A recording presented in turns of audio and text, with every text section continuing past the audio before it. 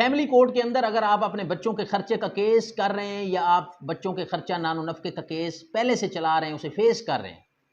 تو یہ ویڈیو آپ کے لیے بڑی اہم ہے۔ ہائی کورٹ کا اہم ترین فیصلہ 2026 کا آپ کے ساتھ شیئر کروں گا،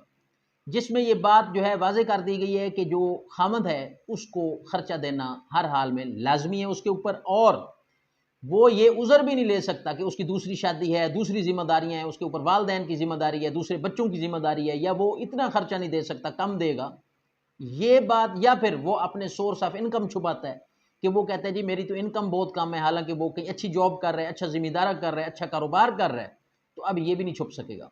تو یہ تمام باتیں آج میں آپ سے شیئر کروں گا۔ اگر آپ کا فیملی عدالت میں ایسا کوئی کیس چل رہا ہے، ویڈیو دیکھے بغیر عدالت مت جائیں، کیونکہ آپ کے ساتھ جو میں فیصلہ شیئر کروں گا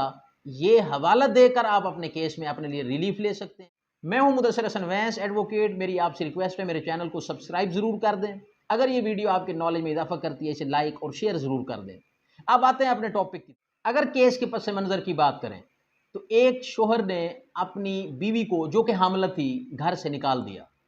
اب نہ تو حمل کے دوران اس نے اس کو کوئی مالی امداد کی، نہ اس کے جناب بچہ پیدا ہونے کے بعد اس کی کوئی خبر گیری کی، نہ اسے مالی طور پر کہیں کوئی سپورٹ کیا۔ آخر کار اس عورت نے تنگ آ کر فیملی کورٹ سے رجوع کیا اور وہاں پر اس نے جو ہے دعویٰ نان و نفقے کا، خرچے کا کیا، جس پر اس نے موقف اپنایا کہ اس کو ڈیلیوری کے اخراجات بھی دیے جائیں اور خرچہ اور نان و نفقہ جو ہے وہ بھی دلوایا جائے۔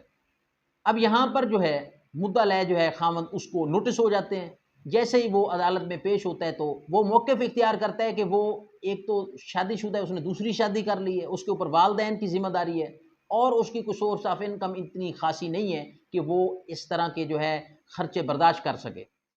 فیملی کورٹ نے شواہد کی بنیاد پر خرچہ عائد کر دیا، شوہر پر جو ہے خرچہ مقرر ہو جاتا ہے۔ اب وہ جو شوہر ہے وہ اس خرچے کے خلاف کورٹ میں جاتا ہے اور وہاں پر خرچے میں 10,000 جو ہے کمی کر دی جاتی ہے۔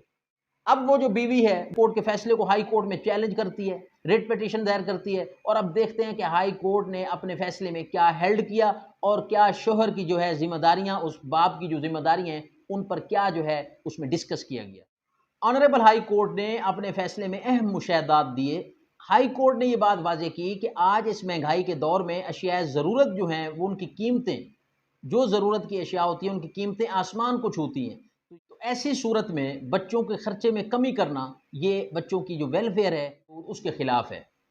اب یہاں پر عدالت نے یہ بات واضح کی، محض یہ کہہ دینا کافی نہیں ہے کہ بچہ زندہ ہے، زندگی گزار ہے، بلکہ یہ دیکھنا ضروری ہے کہ کیا وہ بچہ اپنے والد کی مالی حیثیت کے مطابق باوقار زندگی گزار رہا ہے یا نہیں گزار رہا، کیونکہ والد پر یہ پابندی عائد ہوتی ہے، اس کے تمام اخراجات جو ہیں وہ برداشت۔ اب اس کیس کا ایک اہم پہلو یہ تھا کہ بچہ جو تھا وہ اسپیشل چائلڈ تھا، اس کو جو ہے مستقل اس کی طبی جو ہے علاج کی ضرورت تھی، مکمل ایک توجہ کی ضرورت تھی، اور اس کے اوپر جو ہے اخراجات جو تھے وہ عام بچے کی نسبت جو ہے وہ زیادہ ہو رہے تھے۔ تو اس طور پر معزز ہائی کورٹ نے یہ بات واضح کی کہ اس کا جو ہے خرچہ ہر صورت میں والد کو برداشت کرنا۔ یہاں پر معزز عدالت نے یہ واضح کیا کہ قانون اور شریعت جو دونوں اس جو ہیں والد پر پابندی عائد کرتی ہیں کہ وہ اپنے بچوں پر، خاص طور اسپیشل جو بچے ہوتے ہیں ان کی طبی تعلیمی معاملات پر ترجیحی بنیادوں پر جو ہے خصوصی توجہ دیں۔ یہاں کچھ ایسے کیسز بھی ہوتے ہیں جن کے اندر والد جو ہے وہ دوسری شادی کا عذر لیتے ہیں، ان کا موقف ہوتا ہے کہ ان کے اوپر دوسری شادی جو ہے انہوں نے کی ہے، دوسری شادی کی ذمہ داری عائد ہوتی ہے، ان کے اندر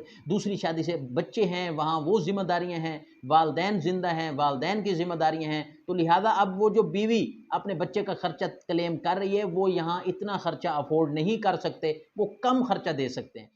تو یہ جو موقف تھا خاوند کا، اس فیصلے کے مطابق معزز عدالت نے یہ واضح کیا کہ کوئی بھی شخص ایسے بہانے بنا کر دوسری شادی کے یا دوسری شادی سے جو بچے ہیں ان کے اخراجات کے بہانے بنا کر